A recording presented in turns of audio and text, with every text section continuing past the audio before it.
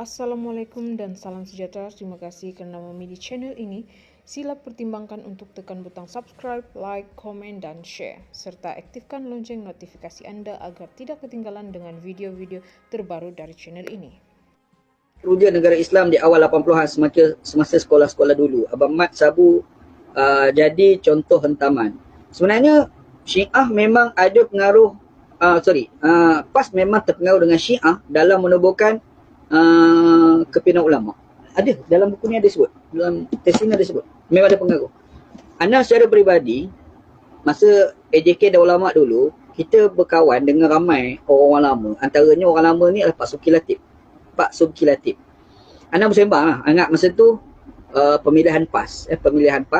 Lepas daripada kita mesyuarat Dewan Ulama, ulama pelapis lah, bukan ulama besar. Dewan Lajnah ulama pelapis. Lepas tu keluar tengok ada Pak Subki Latif dekat Taman Melewa, minum teh dengan Pak Subki Latif dekat restoran Taqwa.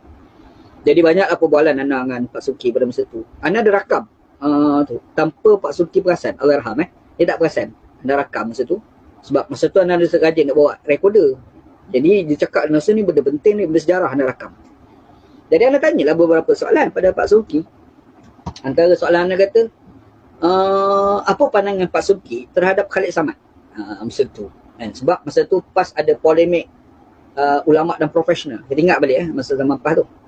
Jadi bila tanya apa pandangan dia pada Khalid Samad, Pak Subki Latif dia cakap menarik. Dia kata Khalid Samad ni ustaz dah, cuba tak pakai kopiah dia ayat dia. Anda kata tak faham. Dia kata kalau dengar dia bercakap agama, pandai dia lagi daripada ustaz-ustaz. Dia kata Pak Subki. Cumanya dia tak pakai kopiah. Maka orang tak bagilah dia ustaz. Antara pujian dia pada Khalid Samad. Lepas tu anda tanya pasal Musa Musa. Apa pandangan Pak Subki berkenaan dengan Musa Musa? Allahyarham Pak Subki kata apa? Dia kata Musa Musa ni adalah ahli PAS yang paling cerdik dalam dunia. Dia kata ahli PAS yang paling cerdik dalam dunia. Ana bila dengar tu dia kata Allah, melampau sangat tu pujian Pak Subki pada Musa Musa. Dia kata tak melampau sebab Ana cakap ni dalam kerangka ahli PAS sahaja, bukan seluruh dunia. Oh, Ana faham maksud dia kan. Sebab Pak Subki Latif ni wartawan, dia ada ayat-ayat dia yang deep sikit kan. Jadi bila dia cakap macam ni, dia kata Musa Musa ni orang paling cerdik, ahli PAS yang paling cerdik dalam dunia ni. Dia kata dia lah, bukan seluruh dunia ni, di kalangan ahli PAS saja yang paling cerdik Musa. Ni Pak Subki Latif dia cakap kan, dia pernah cakap kan. Lepas tu Ana tanya pandangan dia tentang Tok Rajadi. Bila tanya Tok Rajadi tu, Pak Subki Latif apa? Tok Rajadi ni adalah presiden PAS sampai meninggal. Dia mesti jadi presiden PAS sampai dia meninggal. Gitu. Ana kata Pak Subki ni tak asap kat Tok Rajadi. Tak boleh. PAS ni tak boleh lari pada Rajadi kata dia. Jadi kita faham lah. Subki Latif ni dia ada sudut pandang dia lah. Dia ada objektif dia dalam lihat. Nampak masa tu tak timbul lagi pergaduhan sampai tubuh parti amanah, tak ada lagi masa tu. Masa tu masih lagi kita PAS. Cumanya ada pertemuan antara profesional dan ulama. Masa tu. Itulah lebih kurang lah. Dan antara benda anda pernah tanya dia pasal pengaruh PAS dengan Syiah. Iran lah terutamanya sekali. Dia kata memang ada pengaruh. Memang ada pengaruh. Dia kata bila berlaku revolusi Iran dan pada masa tu PAS dah ada masalah kepimpinan. Kita ingat balik zaman Datuk Asri tu kan. Kalau kita baca satu buku ditulis oleh Datuk Asri, Ana ada buku tu, Ana pernah bedah, ada dalam YouTube Ana bedah buku Datuk Asri, sejarah mana buku tu. Kat mana ada letak? Sekejap Ana tengok. Mana buku tu. Dalam buku tu, memang Datuk Asri pernah cerita dalam buku tu, semasa, sekejap Anda terganggu nak cari mana buku tu. Sekejap. Ambil buku.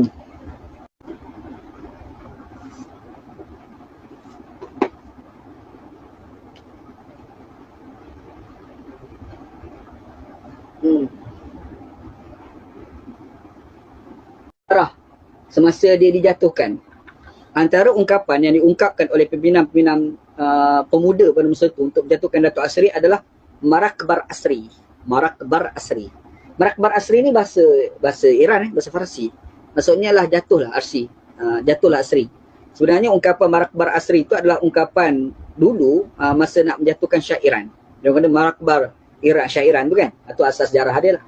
Lepas tu bila anda tanya Pak Subki Latif kata sebenarnya penubuhan kepimpinan ulama itu adalah pengaruh daripada konsep wilayatul faqih. Memang pengaruh wilayatul faqih. Jadi kalau orang kata PAS ni tak ada kaitan dengan pengaruh Syiah tu tak betul. Itu diakui sendiri dalam oleh pimpinan PAS yang lama lah. Kalau kita baca ni buku ni, ni satu buku. Ditulis oleh Ustaz Abu Bakar Hamzah.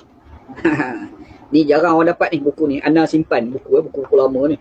Debat antara Abu Bakar Hamzah dengan Ibnu Muslim. Antara 1982. Ni tesis dia. Ni.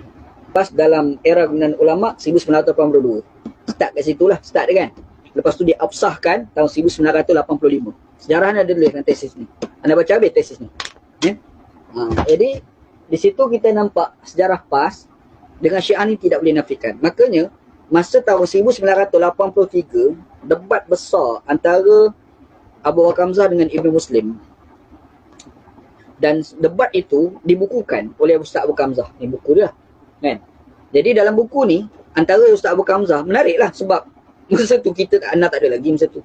Tahun 82 ni anak baru dilahirkan Jadi dia ada sebut, dia kata bahaya kebenaran ulama ni kalau kita kata boleh, kalau PAS laksanakan juga, nanti orang akan kata, orang akan anggap ni Aziz itu adalah Khomeini.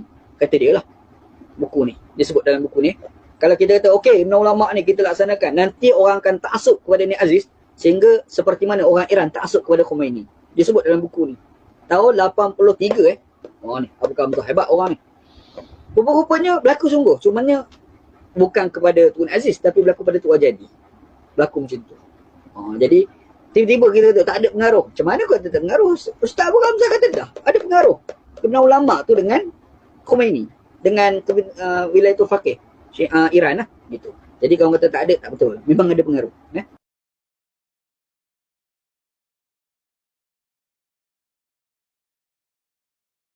Okey, memang ada pengaruh. Memang ada pengaruh dan pengaruh itu memang wujud sebenarnya. Hakikat sebenarnya pengaruh itu ada. Pengaruh itu wujud, pengaruh itu ada. Pengaruh itu sebenarnya yang sekarang ini menjadi VPN, virus Perikatan Nasional, yang sebenarnya menjadi asas kepada pentarbiahan ataupun pendidikan di dalam PAS.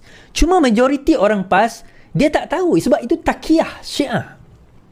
Takiyah ni adalah penipuan. Dia kata ini Sunni. Saya bagi contoh tuan-tuan, mengkafirkan orang lain. Amalan takfiri ni paling banyak dilakukan oleh siapa? Oleh Syiah. Kenapa saya kata demikian? Siapakah yang mengkafirkan selain daripada Ali? Abu Bakar kafir, Uthman kafir, apa orang kata Muawiyah kafir, apa orang kata Umar kafir. Siapa? Kalau bukan Syiah. Kalau sahabat itu boleh dikafirkan dengan mudah, ini kan pula tuan-tuan dan saya. Sebab itu virus Perikatan Nasional inilah yang disadur dengan ahli sunnah wal jamaah. Sebenarnya adalah satu perkara yang digunakan untuk nak menipu rakyat. Nak menipu pengikut-pengikut yang ikhlas tentang Islam. Mengatakan inilah agama, inilah Islam, inilah ajaran, inilah perjuangan Islam. Padahal itu bukan perjuangan Islam. Itu adalah perjuangan Syiah, tuan-tuan. Perjuangan Syiah. Dan inilah yang banyak berlaku di dalam kepimpinan ataupun pemikiran PAS yang berlaku, yang ada sekarang ini. Tapi mereka, of course, mereka takkan nak mengakui. Takkan nak mengakui, tuan-tuan. Haji Hadi selalu berhijrah, selalu berjumpa dengan siapa? Saya bukan kata dia Syiah. Saya tak kata Haji Hadi itu Syiah. Tetapi saya boleh katakan mereka cenderung dan mengambil pendekatan untuk suka, takjub, taksub kepada pemikiran dan kaedah takbir Syiah. Sebab itu semalam saya kata, bila mereka kata mereka mengatakan bahawa perlembagaan kita ni kafir, perlembagaan kita ni kafir, dia kata. Kenapa dia kata perlembagaan itu kafir? Seolah-olah dia nak mengatakan bahawa sultan kita ni semua tak boleh pakai, agong semua tak boleh pakai. Kerana akhirnya kalau pemikiran ini diterima oleh rakyat, dia jadi majoriti, dan bahayanya tuan-tuan, jangan terkejut kalau mereka nak buang sultan, mereka nak buang agong, kerana sultan dan agong itu dijamin oleh perlembagaan. Sebab itu kalau kita tengok, even menteri besar dia beradab dengan sultan. Kerana bagi mereka, dalam satu video yang ditunjukkan, yang ada itu, dia kata ulama warisatul anbiya, ulama ni lebih mulia, lebih tinggi daripada sultan, dia kata. So daripada situ pemikiran itu pun virus Perikatan Nasional ini dah ada, dah nampak, dah berjaya menusup sedikit demi sedikit sehingga kan even dalam komen tu pun kita tengok pengikut-pengikut mereka maki Sultan, maki Agong sesuka hati je tuan-tuan. Faham? Inilah dia VPN, virus Perikatan Nasional. Jangan pernah terpedaya, kan? Tolonglah tuan-tuan. Mereka nak jadikan kita ni sebagaimana Iran, kan? Sebagaimana Iran, itu yang mereka nak jadikan kita. Itulah yang mereka nak jadikan kita. Now, last kali tuan-tuan, saya nak cerita tentang kes yang kes akal budi. Nak tunjuk kes akal budi ni tak habis, sedang berlangsung dan Zahid masih lagi dibicarakan.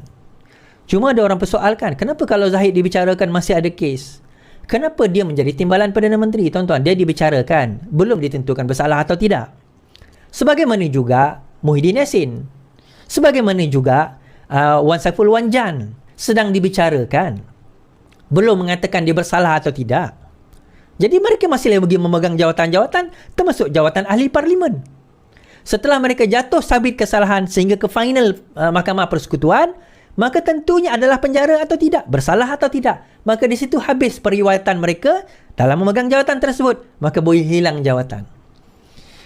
Hari ini dalam kes akal budi, Datuk K berkenaan dengan dana 10 juta Yayasan Akal Budi pada Armada Holding untuk pelaburan. Mahkamah Tinggi Kuala Lumpur hari ini diberitahu pemberian dana 10 juta oleh Datuk Ahmad Zahid Hamidi melalui Yayasan Akal Budi kepada Armada Holding Sdn Bhd untuk membina tender sebagai syarikat pembekal arang batu kepada TNB bagi tujuan pelaburan. Ahli Perniagaan Datuk Seri Khalid Muhammad Jiwa, gambar judul atau lebih dikenali sebagai Datuk K, berkata wang 10 juta itu telah dikembalikan berserta faedah sebanyak RM69,722.65 kepada yayasan tersebut. Yayasan berkenaan tidak mengalami apa-apa kerugian serta memperoleh keuntungan yang sama atau sepatutnya. Khalid Badian Baru pun tidak bersetuju dengan cadangan timbalan pendakwa raya bahawa dana itu adalah satu pinjaman. Beliau Khalid tidak pernah terlintas untuk menolak pelawaan Ahmad Zahid untuk memberikan dana 10 juta. Di soal lanjut, adakah saksi itu tidak terfikir bagaimana Ahmad Zahid mendapatkan dana berkenaan? Khalid yang mengenali timbalan Perdana Menteri itu hampir 30 tahun sejak bertugas sebagai pengurus bank CIMB berkata, Ahmad Zahid adalah seorang tokoh korporat, usahawan, bekas ahli perbankan selain punya sumber keuangan yang pelbagai. Tempoh kenalan yang lama membuatkan saya rapat dengan Datuk Zahid dan mengenali sifat dan karakter beliau. Antara sifat beliau yang saya ketahui adalah beliau seorang pemurah, dermawan dan suka membantu apabila seseorang memerlukan bantuan, katanya. Beliau berkata demikian dalam perbicaraan membela diri Ahmad Zahid yang berdepan 47 pertuduhan, iaitu 12 pertuduhan pecah amanah, 8 pertuduhan rasuah dan 27 pertuduhan pengumpulan wang haram membabitkan puluhan juta ringgit dana YAB yang Muhammad. Ketika membacakan pernyataan saksi, Khalid berkata disebabkan agak rapat dengan Zahid, beliau juga pernah melakukan beberapa aktiviti sosial seperti beliau bersama isteri Datuk Seri Siti Nurhaliza Tarudin pernah beberapa kali menunaikan umrah di Tanah Suci bersama Ahmad Zahid dan Datin Hamidah Khamis. Menceritakan mengenai pemberian dana 10 juta kepada Armada Holding, Khalid berkata sekitar 2015 iaitu Datuk Wasi Khan atau Wasiu Zamar Israr yang juga saksi pendakwaan 21 bertemu dengannya dan memaklumkan bahawa beliau berhasrat untuk menubuhkan sebuah syarikat pembekalan arang batu di Indonesia. Menurut Khalid, syarikat berkenaan memerlukan modal 10 juta untuk memenuhi syarat minimum bagi didaftarkan sebagai syarikat pembekal. Datuk Wasihat tahu bahawa saya merupakan seorang kenalan rapat kepada Zahid ketika beliau telah meminta bantuan saya dan menguruskan perjumpaan dengan Tok Seri Zahid. Saya bersetuju dengan permintaan Datuk Wasihan dan menguruskan satu perjumpaan di antara kami berdua. Khalid berkata dalam pertemuan tersebut, Wasihan menyatakan hasrat untuk meminta campur tangan Zahid meminta TNB supaya mengurangkan modal berbayar kepada 5 juta sahaja. Namun Datuk Seri Zahid telah memaklumkan beliau tidak boleh berbuat demikian kerana di luar bidang kuasa beliau dan menjadi satu kesalahan sekiranya beliau campur tangan dalam urusan TNB. Saya seterusnya memaklumkan kepada Datuk Seri Zahid berkenaan kredibiliti latar belakang. Datuk Seri Zahid percaya bahawa tidak akan membawa individu sebarangan berjumpa dengan beliau, melainkan saya yakin dengan keboleh percayaan individu itu. Katanya dalam fahamannya wang 10 juta yang diberikan oleh Zahid adalah berbentuk pelaburan tanpa apa-apa kerugian kepada pengeluar wang tersebut. Walaupun dia tidak disebut oleh Ahmad Zahid ketika pertemuan di antara mereka bertiga. Saya juga mengetahui Datuk Zahid merupakan bekas ahli perbankan. Jumlah 10 juta untuk membolehkan Armada membida tender sebagai pembekal arang batu. Dalam kes ini tuan-tuan, Apa yang berlaku? Dikatakan bahawa Ahmad Zahid Hamidi telah memberi 10 juta daripada dana akal budi. Kan? Sebab saksi pendakwaan mengatakan dia dapat 10 juta daripada dana akal budi. Tetapi wang tersebut dikembalikan kepada dana akal budi kemudiannya. Cuma persoalannya adalah pada masa itu Datuk K datang kepada Zahid. Dia kata dia bawa kawan tapi perlukan dana 10 juta. Kemudian Zahid pun kata okey, tak ada masalah. Dia pun bagi pinjam 10, bukanlah pinjam, dia bagi 10 juta untuk sebagai syarat